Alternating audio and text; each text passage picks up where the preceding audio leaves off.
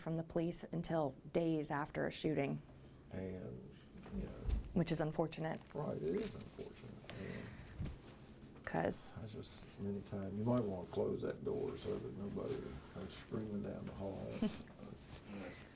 Lindsay, if you want to give me a mic check. clap for the camera. Okay. You good to go? Are we good? All right. Let me know when you're rolling and ready, Paul. Okay. Just for the record, we all know who you are, but could you say and spell your name and give us a title? Caldwell, Caldwell. Commonwealth's attorney for Roanoke Commonwealth City. Attorney, Roanoke City, yes. And I've only been here for 4 years, but how long have you been in office here? I've been the Commonwealth Attorney since 1979. That's amazing. Yeah. Nobody else wants the job.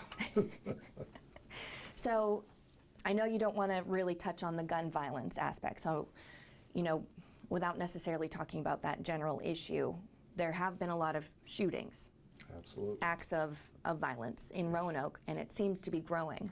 I don't know if you're willing just to share your thoughts in general, just off the bat. And then, you know, we can obviously get into the challenges that your office faces, because like we talked about, it's a matter of witnesses coming forward. It's a matter of police, you know, doing their jobs. But just right off the bat, if you could share your thoughts. Well, I mean, if I share my thoughts on the violence in Roanoke City, I have to point out that this country is facing a huge problem in violence. So it's not specific to Roanoke City. There don't appear to be any real solutions in sight.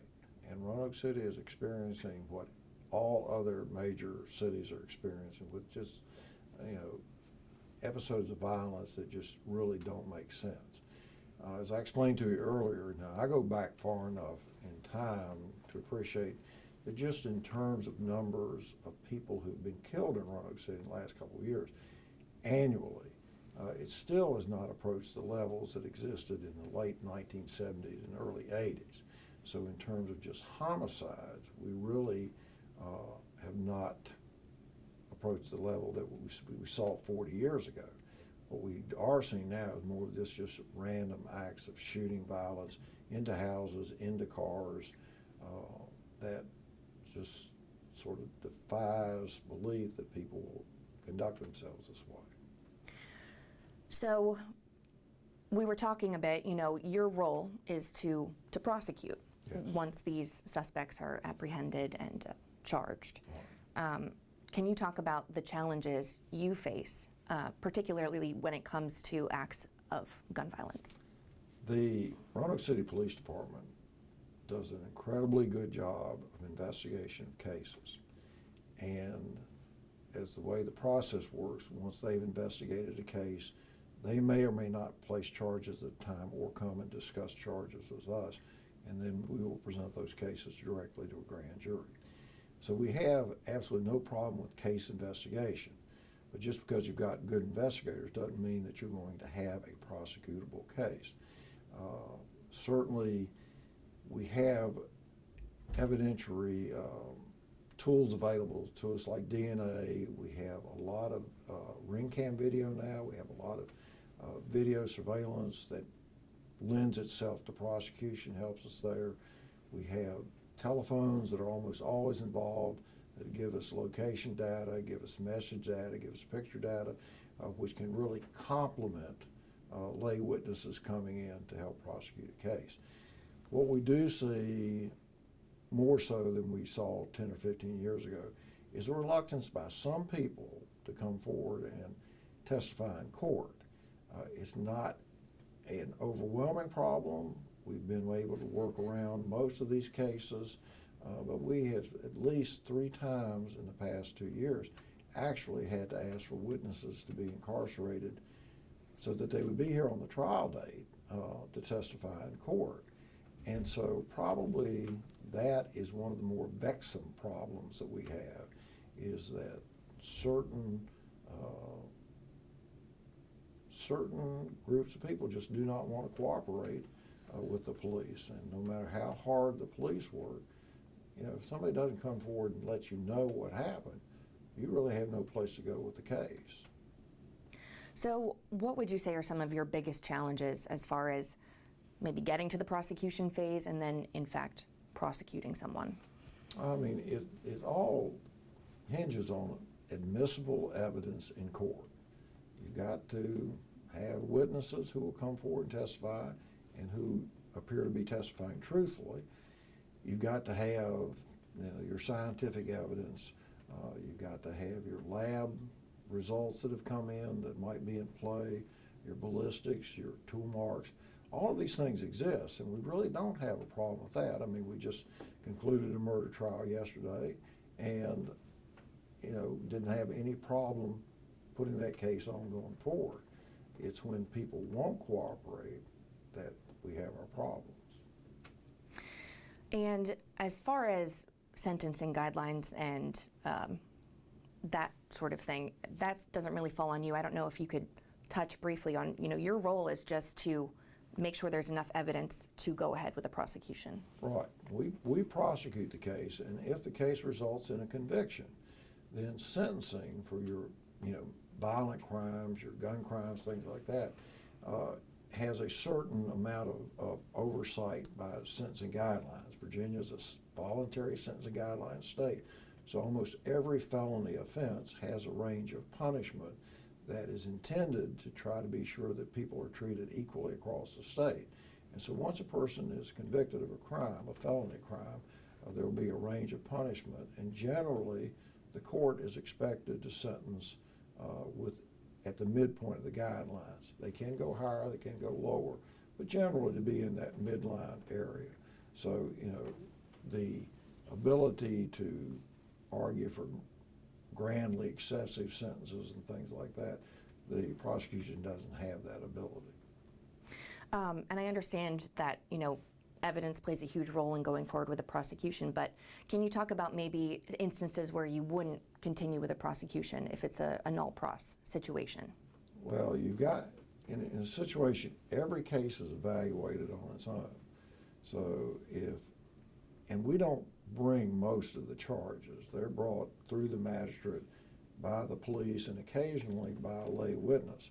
And so if you evaluate the evidence and you simply do not believe the witness who has sworn out the warrant, you might move to null pros or not prosecute the case just because you don't believe the case. It might be that a witness just has spoken to the police and then just refuses to cooperate. And you will have to null pros the case because you cannot go forward because you don't have the evidence. So there are just any multitude of reasons why you might not be able to go forward with the case. I mean, a good example is, you might have multiple charges, and then through the plea negotiation phase, the defendant and the Commonwealth reach an agreement about a case disposition, which would include not prosecuting some of the charges. So those are all practical considerations that we deal with on a day in, day out basis here. And I know we're going to talk at a future date more about sentencing guidelines, but just briefly, if you could explain that that's not really on you, it's decided, and you guys can't just decide to choose to sentence someone for an extended amount of time for a violent offense. Well, I guess, Lindsay, what I would say there is Virginia is a voluntary sentencing guideline state, has been so since 1993. So the State Guidelines Sentencing Commission develops and distributes the sentencing guideline formulas for all felony crimes, or most all felony crimes across the state of Virginia. The idea being that somebody that commits a crime in far southwest Virginia or in northern Virginia or in Tidewater or in Roanoke is going to be sentenced in a relatively similar manner. So it's about equal treatment as much as anything. And so that is something that is really beyond the control of the individual Commonwealth attorney. If you had a message to the public, what would you say, your role, or how do you feel that you're doing in your job and your office is doing in addressing this growing issue? Well, I mean, I've been doing it for a long time, and this is a professional office, If we have good facts, normally we're going to be able to successfully prosecute somebody. If we have facts that are, subject to challenge, we may or may not be able to successfully convict somebody. But, you know, the main thing is, you know, we try to put out a professional product day in and day out.